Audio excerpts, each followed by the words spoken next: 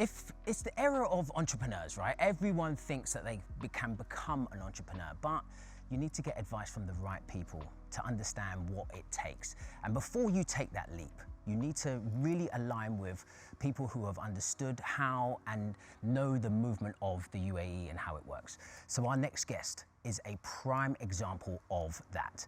Please welcome Ghizlan Guenez, the founder of F-Force. Hi. Very nice to see you, Ghizlan. Nice to be here, thank you. Thank you so much for being here. I know you're a very, very busy person. Not too busy to be with you. Oh, look at that. You're winning our hearts already. So Ghizlan, you've done many different things throughout your career, from being in investment banking to The Modist and now F-Force. Tell us about that staying power. How do you, that ability to actually keep going? Gosh, I think it's in you. If you are someone who is ambitious, if you're someone who wants to achieve things, then it's just part of your being. You're always doing and moving forward. And I also think that we live in a city where we are so blessed. It's so dynamic. People are moving all the time. So you can't help but be inspired.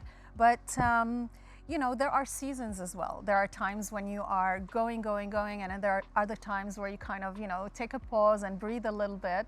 And that's how you continue.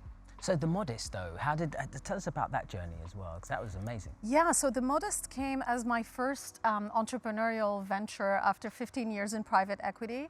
And that was the first luxury fashion platform that was dedicated to modest dressers.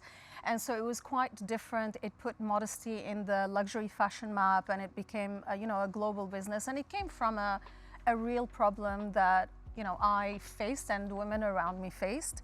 That was that, and then F-Force, which is the current business, is what I started during COVID, again, out of a need that I kind of, saw interacting with female founders. I gotta ask though, F-Force sounds like a movie. For those who's never heard of it before, could you tell us a little bit about F-Force? Of course.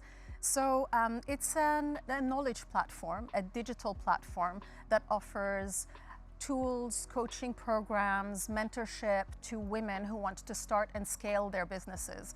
And the way it came about is during COVID, I was mentoring women and supporting women through advice. I was, doing it pro bono. And I noticed after speaking to over 40 women that we have very similar gaps, whether it's in knowledge or whether it's in mindset sometimes, that kind of, let's say, are barriers for us to scale our businesses or launch even our businesses sometimes. So I started this program around it, like a course training program around it. And that was that, and then it became the whole platform right now. I do need to ask Ghizlan, because obviously when it comes to CEOs, quite a lot of them are CEO founders. Yes. Quite a lot of them are hired to be CEOs, that's what they do. What would you say to someone who has an idea but they don't trust in their abilities to actually be a CEO and run it? Is it something you can learn as you do? What mindset were you in when you said, I'm going to start my own thing and I'm going to run everything?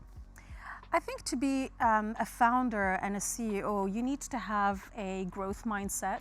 You need to be someone who is a problem solver. I say that as entrepreneurs, what we do day in and day out is solve problems. You also need to be resourceful, because you're tested as an entrepreneur with very little resources and so much to achieve. And you have to have that, resilience in you to know that part of the journey is constantly getting up after you fall. Absolutely. When do you know when the right time is? Because obviously you're investment banking, it's a good gig, you're probably doing great. What made you say, you know what?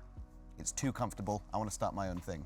I think it's that nagging feeling in you that there is this problem that you can bring a solution to, and you're not maybe seeing anyone solve it the way that you would, and you're bringing something different. I always think also that today is always the right time. Of course, there are, timing is important when it comes to particular ideas and markets, but in general, if you've got a nagging idea, just go for it. Absolutely. He has plenty. This is what we were talking about it earlier, right? And I know that he's got the potential, but what does it take really and truly? Like, is it a mindset? Do you have to get up at 5 a.m.? Do you have to go run in and do ice baths? What is it that really drives you? Do you know, I'll tell you something. I think that entrepreneurship has been glamorized quite a bit. It's actually one of the hardest things that you would do. it tests you as a human being. It tests your mindset, it tests your resilience. And I always say it's one of those ways that really makes you understand yourself and develop self-awareness.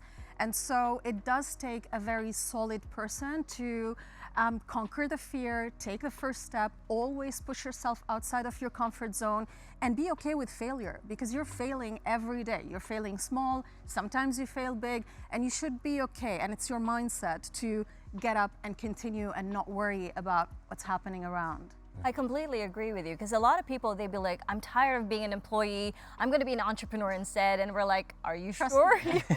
Are you sure that's the way out? No, but I got to ask though, sorry gentlemen, I'm going to have to focus on the ladies now. But what is your biggest piece of advice for women who want to jump into entrepreneurship? I would say work on your mindset. I think with women, we've got, and men as well, but since I work with women, fear is always something that stops us, and it's crazy. It's that fear of taking the first step, a fear of judgment, fear of failure, and sometimes fear of success even.